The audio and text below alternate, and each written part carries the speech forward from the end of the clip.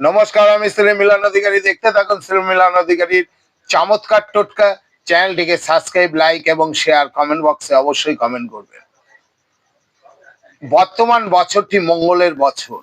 এই বছরে অর্থাৎ কলিযুগের দেবতা হচ্ছে হনুমান।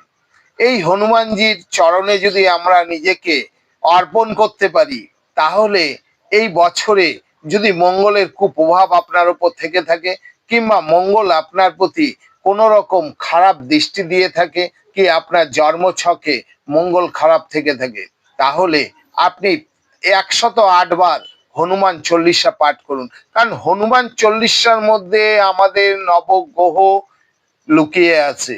হনুমান চল্লিশার মধ্যে তন্ত্র মন্ত্র ক্রিয়া সব লুকিয়ে আছে।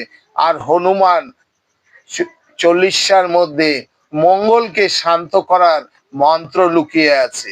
তাই করে দেখুন,